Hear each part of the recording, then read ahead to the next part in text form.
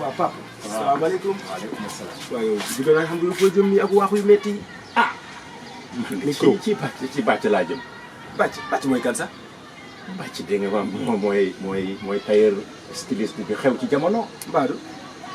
man de sama yére korité laa jël si. kon est-ce que doo ma yóbbu ñu àndaale fa. acca ñu dem. monsieur Dia. salaamaaleykum. waaleykum salaam wa rahmatullah. grand styliste. merci beaucoup. yow saa waay ñàkk dugg ci yow erreur la. wóorum ñàkk fa ñëw wóorum. surtout karité gàmmoo tabaski fête religieuse yooyu ñàkk fay yegg si wóorul moo tax ma ne gis nga damay yegg si jël si sama wàll. jeex na yegg si. waaw yegg si jërëjëf. vraiment kontaan nañu. zone or baa ngi noonu. dëgg la. moom na da cee boole beneen boo xam ne pour benn sëtam la nee na sët bi da koo bëgg a reewal gis nga sët bi lu mu ko defaral den daa bëgg a reewal sët bi moom daanaan la. voilà kon mi ngi nii sët bi lii lañ ko defal. dama bëgg mu mel ni man. gis nga. waaw sama sët mel ni man. macha allah kon mi ngi ay daw ca moom. nii. ci man mii la jógee. gis nga. loolu la. kon nag jeex na. bon nag maam ja sët ja. baam ba sët ba. waaw waaw jeex moo tax mu nangu soxna si nag. ah sët yi dañoo garaaw. su boobaa kurpeñ day génn. waaw waaw. lu leer laa la wax. kon nag mi ngi noonu. jërëjëf. ñu defal ko ci sate. fa tabarakallah. voilà macha allah kontaan nañ. merci. aja. salaamaaleykum Sénégal comme ni ngeen ko xamee c'est IBD la voix du peuple donc ñoo ngi fi tey encore sur votre chaîne leader SM5 TV ci suñu première numéro mode de Korité ñu ànd ci ak actualité bi tey nag ñu dalal benn styliste bi ki nga xam ni mooy monsieur Samba Ba dañ koy bàyyi mu présenté wu ñu doog a dugg ci waxtaan bi. merci salaamaaleykum chers téléspectateurs SM5 TV voilà maa ngi tudd Samba Ba ñu gën ma xam ci Bàcc Ba doon couturier nekk fii ci cité Aïnou Mady en face terrain Sonacos maa ngi nuyu ñëpp di ziar ñi nga xam ne ñu ngi seetaan ñëpp di wax ñi ñëpp nag nañu préparé te xam ne tey dinañu gis ay modèles yu am solo ak SM5 TV merci beaucoup. macha allah monsieur Ba atelier bi bu ñu nekk tey ban tour la am wala ban njëriñ la am ci wàllum couture. merci beaucoup atelier bi mi ngi tudd Jolof Couture chez Baye Niass mi ngi nekk ci cité Aïnou Mady cité police mais mi ngi jàkkaarloo terrain Sonacos njëriñ bi mu am mooy xam nga lépp loo gis tey mu rafet rek mun naa ne tailleur daf cee bokk su julli rafetee tailleur moo ko rafetal su présidence rafetee tailleur moo ko rafetal su programme rafetee tailleur moo ko rafetal ndax la fay tax ñu mën a xool nit yére la moo tax yére mënut a ñàkk ba tax na ñun ñu teel koo opté mu nekk suñu métier boo xamante ne tey mooy suñu métier authentique te nag lépp lu ñu am ci moom lañ ko am muy métier boo xamante ne daal ñun gis nañ suñu bopp wax dëgg yàlla. macha allah monsieur Ba dégg nañu loolu comme jarul ñuy gudd styliste nga modéliste nga kon borom ciseau en or la gars yi di la tuddee dañ lay bàyyi kon léegi nga présenté ñu say modèle nga wax ñu maanaam ban dimension la parce que am na ñoo xam ni mag ñi la ñuy ñawal ñii xale yi la ñuy ñawal ñii dañoo fort ci wàllum ñawu góor yi yow dañ lay bàyyi kon nga présenté ko sa bopp.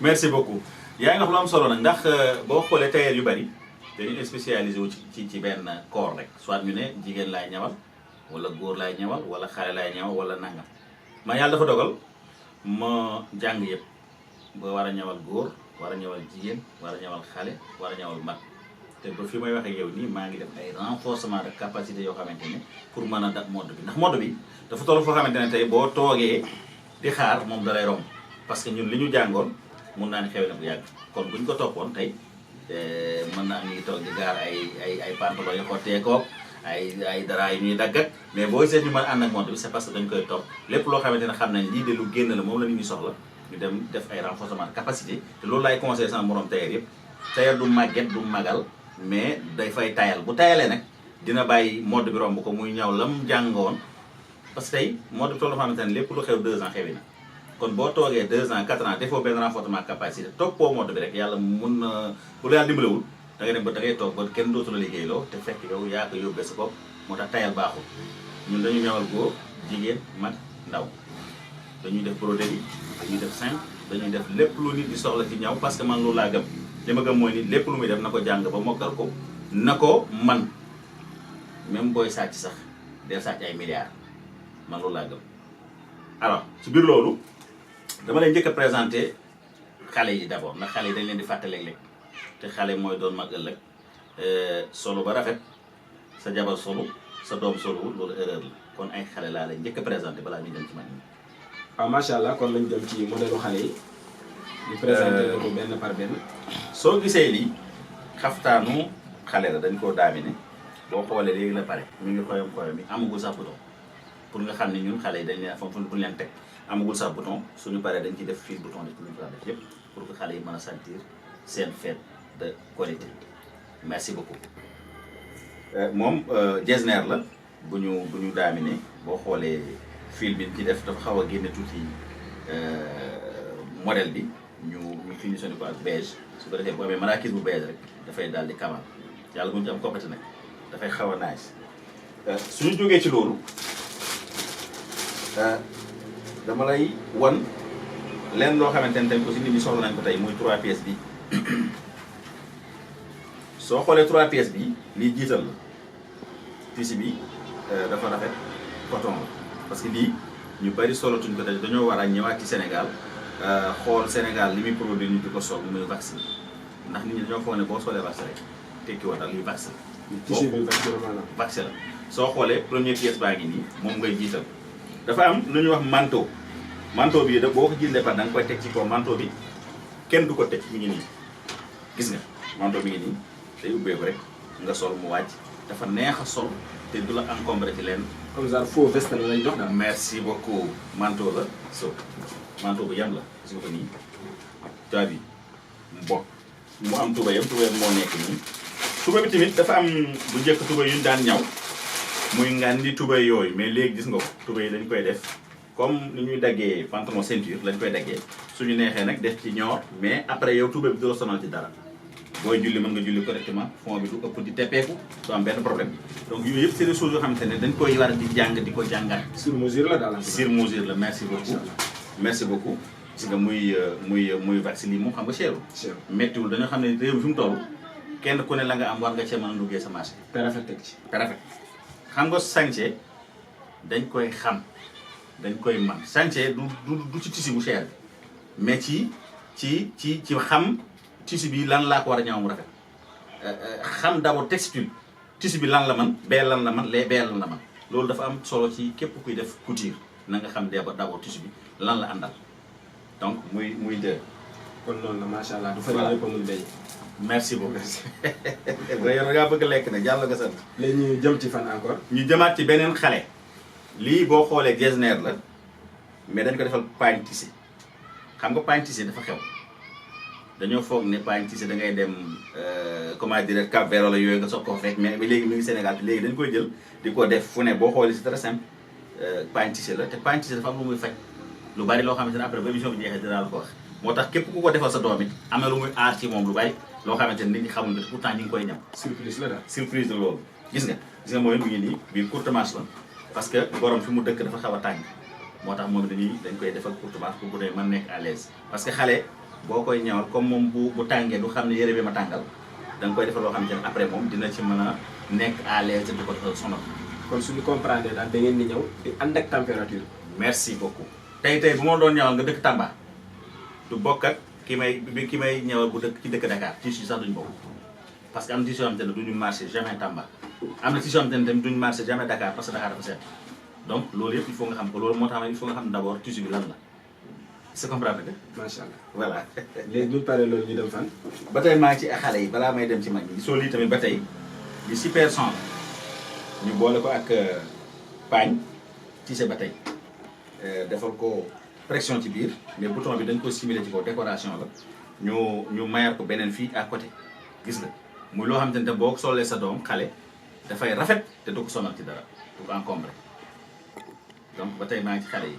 ba tey yaa ngi ci aar ba tey maa ngi ci xale yi muy lu am solo kii tey ba tey maa ngi ci xale gisoo bii tamit ba tey fil à fil la gis nga moom ni ci pagne bi adopté ci biir moom it même modèle bu ne nañu ko bëgg xale yi dañuy toog naan seen parents yi ne modèle bi ñu ñëwaloon diw daaw nañ ma ko ñëwal am naa ci benn rek suma benn jarbaat bu ñuy wax Ahmed laax dama ñëwaloon sumay doomu frère daaw ren mu ne yaay yi tonton Bàcc yi mu ñaawaloon sama doomu papa yooyu boobu laa bëggaat teg kon xale yi ñoom dañuy gisante seen biir moo tax publicité boo bëgg mu jàll jaar la ko ci xale yi rek loolu moom xale la ko yàlla may donc muy ay xale ñoom nag seen i pantalon gi nii mu ngi nii seen tuba ngi nii ba tey ma nekkaat ci xale yi ba tey si nga li ngay gis nii boo xoolee dinaa loon bu mag bi après lii nit la ko jëndal doomam ñoom ñaar ñu nuróole ko war a am dem julli macha allah li braquette la ak poche ñu def ko design yu rafet gis nga nii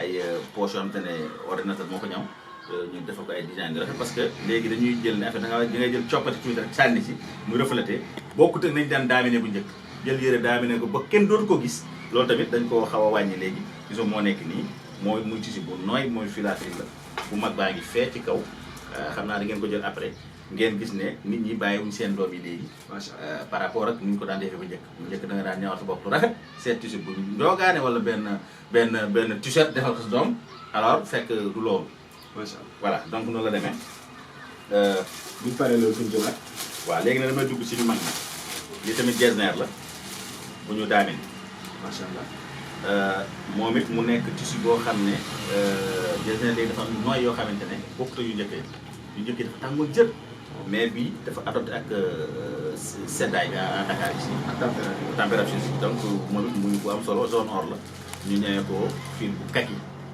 bi tamit day lay permettre boo amee marakis yu kaki nga mën koo boole dafay rafet yaa gis naa léegi ñu ci boole ay mbax na yu rafet mbaxna koppati yu rafet yu Ousmane Sonko yi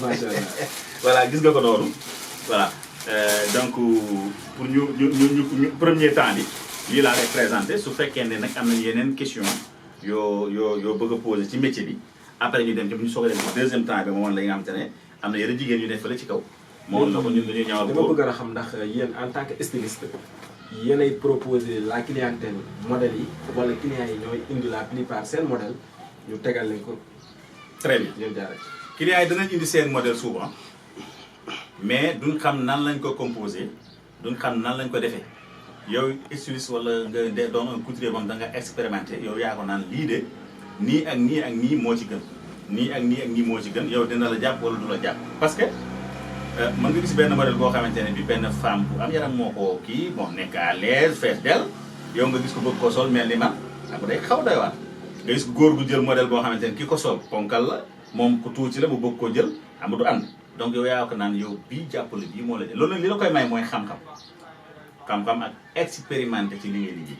kon daal su ma la déggee bu baax styliste bi maanaam dafa war a jouer rôle de coach maanaam moom moo war a coacher clientèle am. très bien xam nga stylisme sax dafa wuute tuuti ak couturier styliste day créer ay modèle su créer ba pare dessiner ne tey damay créer benn costume africain mais day xaw a wuute yi gars yi def mu am lu mu ca def créer ko mooy styliste su paree nag ci la koy jox couturier bi ne ko lii daa bëgg nga ñëwal est-ce que comprendre nga tailleur dafay mel ni architecte bi ak maçon. merci beaucoup defar plan su defee plan pare ne nii laa bëgg force bi fii lay ne nangam bi fii lay ne nangam fii lay ne partie yi fii la ainsi de suite noonu la stylisme mel ak couturier stylisme modéliste parce que modéliste mooy kuy créer ay modèle bu amagul fenn nga créer ko styliste dafay c'est la même chose donc dafa di loo xamante ne métier bu noble la gis nga métier couturier bi métier bu noble la parce que tey boo xoolee un couturier bu qualifié bac plus 4 ñu naan bac plus 4 bac plus 2 bac plus mais man dama jàpp ne bac plus 4 la parce que coomo du ko def ñun li ñu def mathématique calcul bu ci fausse day tey kon coomo du ko def. donc loolu bu weesoo kon nga woon ñu yeneen modèle yi ngay créé. très bien lii boo xoolee vax la mais grand boubou lañ ko ñaw xam nga gars yi dañoo jàpp ne vax kenn waru ko ñaw ay ñaw grand bu bëgg ay daami nekk yooyu te pourtant vax li gars yi daan mbaam gàtt na mais ci jógi la bokk vax ci la bokk boo ko valoriser mu dem pièce percale sax dama ko daan jël man di ko ñaw ay chemise pièce 42 mètres bi di ko ñaw ay chemise di ko jaay ba mu jeex tàkk te percale kon tissu ñaw moo koy valoriser ni mu koy valoriser mooy coupe sur mesure xam tissu bi ban wëñ la àndal parce que léeg-léeg gis koo xam te ne day jël tissu bu marron def ci wëñ bu ko neex te couleur bu ne dafa am lu koy génne bleu dafa am lu koy génne blanc daa am lu koy génne ainsi de suite tailleur benn nag seen yoon nekku ci dañuy jël rek door lu leen neex ñun suñu métier bi actuellement ñi ko jàng bareetuñu ñi say business ñoo ci ëpp kon loolu tamit bëgg naa ngeen bàyyi ko xel te xam ne tailleur yaa ngi ci biir tailleur yi mais business kat yi ñu ngi ci biir tailleur yi di business di yàq métier bi te yàlla xam ne la ñu def xamuñ ci dara. kon daal su ma déggee bu baax le choix des couleurs dafa doon loo xam ne ni lu am importance la ci ñëw pour génne taaram. très bien xam nga lii wax la pour ma wan la li ma lay wax dama ko booleeg basin xam nga li basin getzner yére jiital bi war naa 5 grammes boobu mais jiital bi xam nga getzner mais am na bu gën a dee tuba bi ci boppam fil à fil la. kon daal ñetti ingrédients. ñett laa boole dama jël tuba def ko fil à fil jël jiital def ko basin jël ba ca kaw bi nit ñi gën a yaakaar ne mooy feeñ ma def ko wax. pourquoi parce que damaa bëgg ñu xam ne wax tam dafa am valeur ñu war a valoriser pour ñu mën a suqali suñu réew mi. gis nga booy bu ñu consommé wul local dañuy sonn mais duñu dem fenn suñu jëndul suñu produit yi fi nekk di ko liggéey bu ma ñëwee tey jënd wax dem ki ma ko jëndee mu dem moom ci menuisier bi defaral ko dara kooku dem ci mécanicien bi defaral ko dara kooku dem ci maire bi jaay caam ainsi de suite xaay di tourné bi Sénégal duñ jóg ci ay problème kon maa ngi woo ñëpp nañu consommer local li ñuy consommer local mooy li ñuy jaay ci biir réew mi ñu di ko liggéey ci biir réew mi di ko jaay ci biir réew mi ñu bàyyi jéggaane bi loolu daal moom buñ ko defee léegi Sénégal jëm ci kanam. waaw macha allah su ko defee ñu jàll ci yeneen modèle yi. lii soo xoolee col maawa la moom it mi ngi nii col maawa la muy super 100 bii champagne la ñu defal ko braquette bu simple lii dañ koy sol mu simple comme costume la gisoo braquette moo nekkaan ni mooy feeñ nii ci ginnaaw gis nga braquette moo ko ñëw nii muy daamine bu set boo xamante ne aussi nit ñi dañuy jóge fu ne di ko commandé si muy lu am solo tamit ci suñu liggéey ndax liggéey li waykat boo xam rek li ngay jaay moo lay jaay macha allah lépp loo xamante ne moom bëgg nga mu jar teg ko ci yoon rek dina jar parce que ki ko gis ki ko sol bul xam fa muy def li xale yi di wax teg ko ci axe rek waaw nay tolloo rek macha allah. nga bi ngay gis nii fermeture kese la am ci côté bi nii costume africain la ci borom da koy sol fu ko neex dugg fermeture kese la am manche bi dafa am machette jeex na dafa set wecc moom couleur bi grise la gis nga nii simple fermeture kese la am. te boole wu ko beneen couleur. déedéet léegi lii dalay permettre soo amee dàll bu noir da ciy dem dàll bu blanche da ciy dem dàll boo am day marié moom 2 couleurs lay doon. macha allah. parce que bu fekkoon dafa am tey rouge par exemple forcément dàll bu rouge nga koy boole. macha allah su amoon noir forcément dàll bu noir mais léegi da nga koo libéré dàll boo am rek loolu c'est pour yombal gars yi ñi nga am ay dàll yu bari yu bees yoo xamante ne léeg-léeg nga am yére bu la conditionné nga jëndi dàll dafay dal suñu mbokk jigéen ñi. léeg-léeg nga jënd yére am nga dàll yoo mën a sol de mais dañ cee def garniture boo xamante ne bii moo lay obligé nga dem jëndi dàll. macha allah loolu tamit c'est problème la. su ko defee ñu dem feneen.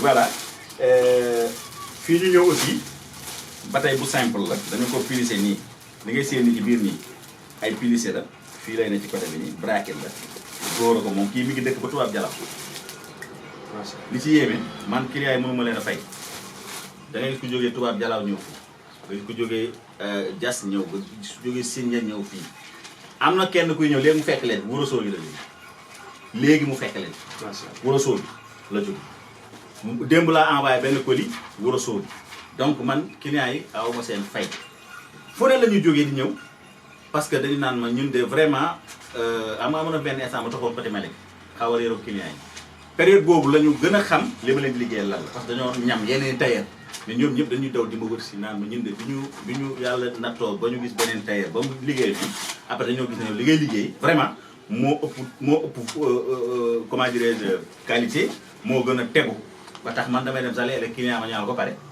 ma rus koo fayee ko ndax fa mu jógee na mu sore est-ce que yaa ngi comprendre vraiment mënu maa fay sama client yi du ma ci tudd kenn nag ñoom ñëpp xam nañ li may wax li ma seq ñoom lu sincère la lu sérieux la parce que man aussi damay góorgóorlu ba ci rendez-vous yi ma di ko respecté di rendez-vous surtout dafa am solo ni ñu amuñ jot boo joxee ni rendez-vous fexeel nga respecté rendez-vous boobu man dama bëri ay programme yu may dem mais gis nga Ibrahima bu ma ñëwoon tey wala livré sa benn ñaw lundi ma génn samedi mu leer ma ne bu ma liggéeyul dimanche du sotti damay liggéey dimanche pour que bañ yow nga comprendre loolu suñu liggéeyee benn liggéey mu am benn défaut bu ndaw damay teppe ba mu set reprendre ak pour bañ client bi xam loolu bu ñëpp di doxee noonu kon kenn du am problème ouvrier seen der yàqu na mais tayal moo tax seen der yàqu macha allah dañoo tayal bu ko defee est-ce que fan la ñuy demaat voilà fi ñu dem mooy jox ma robe yooyu.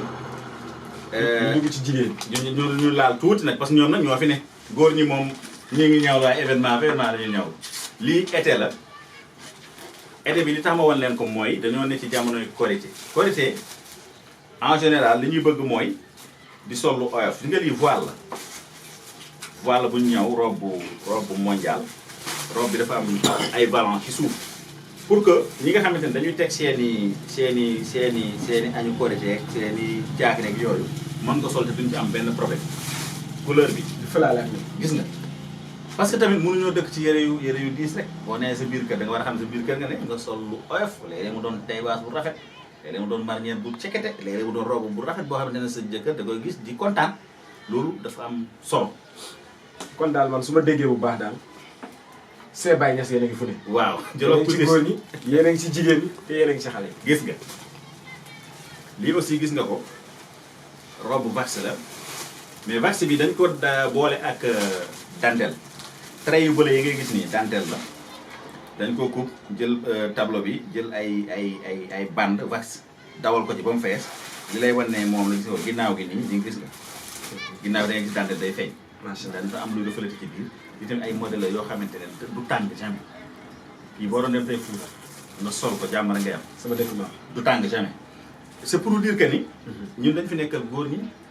nekkal fi jigéen ñi xale yi mag ndaw képp koo xamante ne ngeen daal bëgg nga daal solo ñu laaj la ko na nga ñëw ci Jolof Couture ñu ngi fii cité Aïnou Mady Kër Massar en face terrain Sonacos suñu numéro téléphone mi ngi nekk 77 549 07 73 wala nga ne 77 937 32 87 soo ko defee livraison domicile dañu koy def parce que léegi ak livreurs yi am nañu ay partenaires livreurs yoo xamante ne foo mën a nekk rek démb rek maa ngi livré ba côté Sacré-Cœur 3 donc biir Dakar foo mën a nekk rek mën nañ la envoyé yoo xamante ne yow duñ sax gisante parce que foofu la monde bi toll léegi kon donc bu fekkee am na leen ay questions yu ñu war a mën a kiyaat ñu demaat ba ci kanam. macha allah jaar na yoon. mën nañu wax ni spécial mode korité bi tijji nañ ko ak jàmm. te see Jolof Couture def ngeen lépp. macha allah modèle yaa ngi fi clients yi yéen a ko doon laaj. tailleur yi tamit ubbil nañu leen benn émission bu bees tàq pour yéen la. SM5 TV ñoo leen seet si woon. te j'espère que bu ñuy génn ku nekk ñun sax dina yóbbaale benn tenue africaine. pourquoi pas kenn ku nekk tenue. benn tenue africaine donc man ak sama caméraman bu baax bi Bingel. gis nga ku ne jël sa mesure yóbbaale ko. macha allah waa SM5 TV ñoo la seet si woon. donc di woo tailleur yëpp ah. styliste yi modéliste yi képp koo xam ne daal am nga ay modèles yoo xam ne bëgg nga koo wane. donc télé bi mu ngi fii pour yow. publicité yi ñoo ngi jàll. donc ma joxe rek numéro service client yi. waaw am na mën nga ñëw woo ci 77. 182 74 78. ma bamtuwaat ko. 77. 182 74 78. wala nga woote ci 77. 549 07 73. ma jaaraat ci 77 549 07 73. waaw Ibrahima dana am ñu ma woowal sax ñoo xamante ne xëy na xam nga ne ndax man damay liggéey ci secteur informel. antenne chambre de métier département bu Kër Massar dama fa yore seen communication ak seen organisation bokk ci lu ñuy tuddee FENAF fédération nationale des professionnels de l'événementiel du Sénégal département bu Kër Massar je suis le chargé de l'événementiel FENAF Kër Massar Sud je suis le vice-président FENAF Dakar FENAF national dama bokk ci seen cellule communication. ñoom ay tailleur lañu ay parce que ñetti tailleur lañ dajale muy tailleur teinturier ak tisserand. moom waa FENAF yooyu ñëpp maa ngi leen di woo ci li nga xamante ne moom mooy suñu télé bii nga xamante ne dafa fas yéene ànd ak artisan yi wane seen i liggéey di woo FENAF di woo waa FEDAP ci njiital machine liggéey di woo cadre bi nga xamante ne ñu ngi ko taxawal fii ci Kër Massar di woo antenne bi di woo waa ACS di woo ñi nga xamante ne aussi mooy waa styliste association des tailleurs et stylistes de Malika c'est des tailleurs ñoom ñoom lañ ñëw gisanteeg yéen ngeen defal leen seen mode korité. en tout cas appel bi jàll na. waaw ku ñu woo ñu wuy si la. foo ñu woo ñu wuy la. foo nekk foofu la. avec SM5 TV. avec mode korité. c'est toujours au rendez-vous. jeex na càppal foofu sa baaraam. tegal foofu sa baaraam. ñu dem caa ba beneen. Vous êtes acteur culturel, vous optez pour la culture, vous optez pour le divertissement. Bienvenue dans les fréquences de SM5 TV, la télé autrement, la télé 100% culturelle. La culture au diapason des 5 horizons du monde.